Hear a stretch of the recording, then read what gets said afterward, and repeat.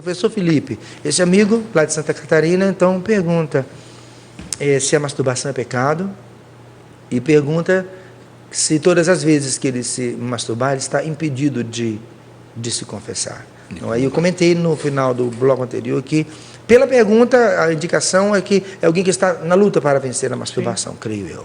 Sim, e é preciso a gente dizer, reconhecer que é a luta de muita gente, né, Ricardo? Especialmente o jovem, a jovem, luta muito com esse problema, porque diante dessa sociedade pansexualizada, que verte sexo por todos Professor, os o que é pansexualismo? Desculpe interrompê-lo, porque esse conceito pan aí... quer dizer tudo, né?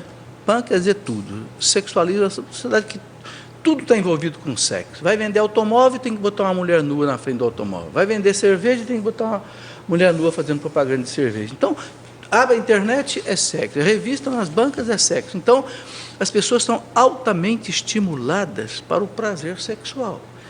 E aquele, muitas vezes, que não é casado, não tem como viver uma relação sexual legítima, ilícita, muitas vezes, então, ele é altamente tentado para a masturbação, principalmente os jovens. Bom, como é um assunto extremamente delicado, Ricardo, eu acho importante a gente ouvir o que a igreja diz. Aqui no Catecismo, a partir do parágrafo 2351, quando fala das ofensas à castidade, coloca aqui uma série de coisas que ofendem a castidade. Por exemplo, você pode repetir o número do parágrafo, por favor, professor? 2351 e seguintes. Então, ele fala, por exemplo, a luxúria, ele fala da masturbação, ele fala da fornicação, ele fala da pornografia, fala da prostituição, fala do estupro, como ofensas à castidade. Então, coloca a masturbação aí dentro desse quadro. E diz assim, que pela masturbação se entende a excitação voluntária dos órgãos genitais, a fim de conseguir um prazer venéreo. Na linha, aí a colocação da igreja, na linha de uma tradição constante, tanto o magistério da igreja como o senso moral dos fiéis afirmam sem hesitação, quer dizer, não tem dúvida, que a masturbação é um ato intrínseca e gravemente desordenado. Intrínseca quer dizer por dentro e desordenado. Então, objetivamente falando, é pecado. Só que a teologia moral, quando ela trata do pecado, ela coloca duas dimensões. Você tem a dimensão objetiva e a dimensão subjetiva. Por exemplo, matar é pecado, mas às vezes não, se for legítima defesa. Então é o lado subjetivo da coisa também. Então a masturbação também. Então o catecismo diz aqui o seguinte, que, primeiro ele diz assim, qualquer que seja o motivo, o uso deliberado da faculdade sexual, fora das relações conjugais normais, contradiz sua finalidade.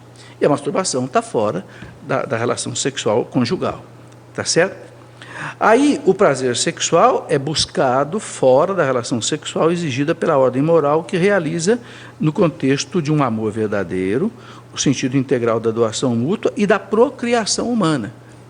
A masturbação entre o próprio casal, a igreja considera também ilícita, por quê? Porque aí você está excluindo a procriação. Não pode haver procriação mediante a masturbação. E para a igreja, todo ato sexual tem que estar aberto à procriação, mesmo que não aconteça a procriação. E na masturbação não tem condição disso acontecer. Por isso que mesmo entre o casal, o catecismo diz que não é lícito. Aí ele diz aqui o seguinte, para formar um justo juízo sobre a responsabilidade moral do sujeito e orientar a ação pastoral, dever-se-á levar em conta a imaturidade afetiva, a forma dos hábitos contraídos, o estado de angústia ou de outros fatores psíquicos ou sociais que minoram ou deixam mesmo extremamente atenuada a culpa moral. Quer dizer, pode haver situação em que não seja pecado, dependendo do estado psíquico da pessoa. Se aquilo já virou um vício, uma compulsão, que ela não se domina mais. Entende, Ricardo? Aí pode ser que aí a questão de culpa moral pode ficar minimizada. Então, se é pecado ou não é pecado, objetivamente mas dependendo de certas condições, de repente pode não ser. Se a pessoa pode comungar ou não, isso, aí eu penso que ela deve conversar isso com o confessor. Muito bom. O confessor pode dizer para ela assim, olha, você pode, mas depois você se confesse. Entendeu? Ou então você se confesse, não sei, dentro de tantos dias. Aí a confissão é exatamente para isso. A pessoa diz que a confissão é uma coisa muito sábia, né? Especialmente para o jovem que se masturba muito. E olha, Ricardo, e há casos compulsivos. Eu conheci um jovem que chegava a sangrar de tanto que ele se masturbava. Quer dizer, aí já é uma coisa de compulsão. É como o cara que bebe e não se contém mais diante da bebida. Até que ponto o fato dele beber agora é pecado? Ele já não sabe mais nem o que faz. Você entende? Então, aí, essa orientação do confessor, nesta hora, é muito importante. Agora, eu gostaria de colocar aqui uma orientação geral sobre isso. Em princípio, é pecado. Então, nós temos que evitar a masturbação. Ok? Seja casado ou seja solteiro. O que é preciso para isso? Primeiro, força de vontade. Ok?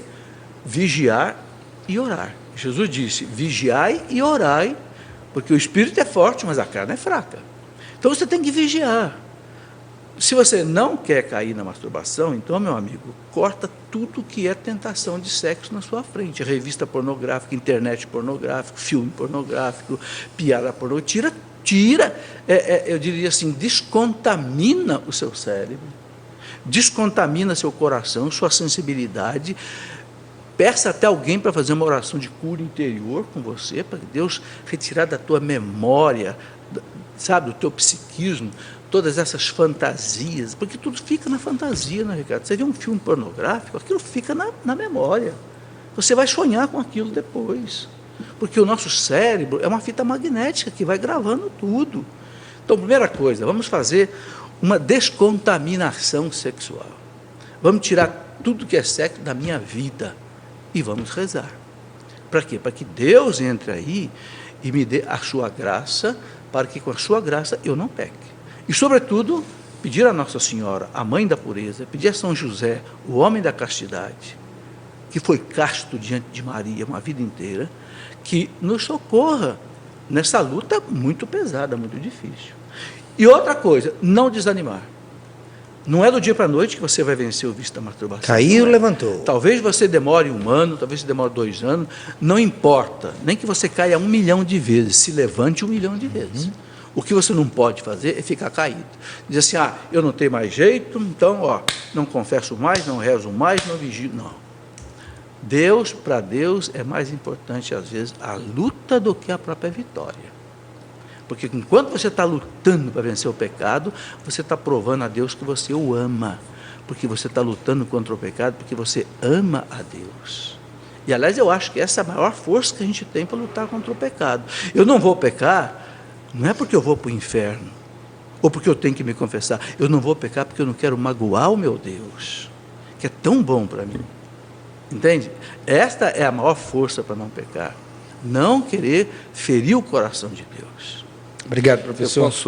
Eu posso Claro que pode. atrelar até na linha do testemunho, sabe, professor? Eu, na minha pré-adolescência e adolescência, eu tive que lutar contra esse pecado. Sim. Dos 12 aos 17 anos, eu virei minha vida de ponta cabeça na área sexual.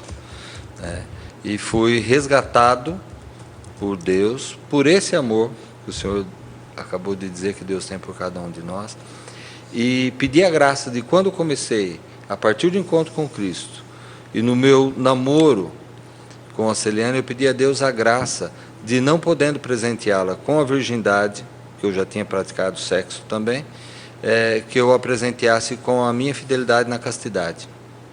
E que luta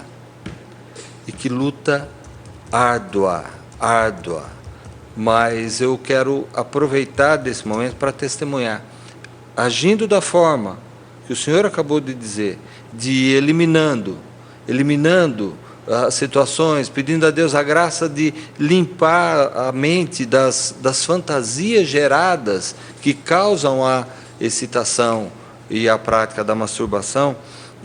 Eu posso dizer que o que me motivou a vencer essa batalha foi não querer justamente desagradar o coração de Deus, uma vez que tinha acabado de descobrir que isso feria o coração de Deus e que era pecado. E que tem uma passagem que diz também, né? Maldito o homem que derrama seu sêmen no chão. Então, isso também me chamou muito a atenção. No meu namoro, no início de namoro, era a intenção da nossa oração. Pode parecer loucura isso, mas era objeto, claro, matéria-prima de oração, porque eu não queria mais cair naquele pecado. E quantas vezes eu caí nesse pecado durante esse processo de luta? Posso dizer que cheguei ao casamento na alegria de poder presentear a Celiane com a minha castidade, não mais com a virgindade, mas pude experimentar e viver. E vivemos as nossas núpcias como se eu nunca tivesse tido a prática do ato sexual. E eu tenho isso como uma gratificação, um presente de Deus para mim. Né? Não podendo dar de presente a minha virgindade, pude viver nas nossas núpcias a graça de me sentir puro para o ato sexual e liberto do vício da masturbação, que foi logo no primeiro ano, uma luta de mais de um ano no início, entre conversão e início de namoro, que não foi fácil, mas que tinha dia que eu, olha, sinceramente, teve dia que eu nem banho tomei. Né? Teve dia que nem banho eu tomei, porque eu sabia que ia acontecer. Eu não ia, porque era ali o ambiente que me propício. Né? Era o ambiente em que favorecia a situação e que acabava cometendo o pecado da masturbação. Uma vez entendido que isso era pecado, que desagradava o coração de Deus, e naquele encontro pessoal que eu tive com Deus através de uma experiência de oração, do encontro de TLC, que para cá é o modelo de liderança cristã. Exatamente, que aí o modelo por aqui é o Maranatá, muito parecido pela iniciativa. Aquilo foi me movendo a essa busca de santidade, E dentro da lista de busca de santidade tinha lá a listinha dos pecados a serem eliminados. Alguns foram ali de primeira. Fácil. Esse foi uma luta árdua, mas vencida pelo poder da oração e pela ação do Espírito Santo. Então, eu posso dizer para você que está aqui um testemunho de quem passou por esse problema na juventude e que hoje pode testemunhar. É perfeitamente possível viver sem a masturbação, porque a graça suplanta o pecado. Ela faz com que nós nos sintamos realizados em Deus.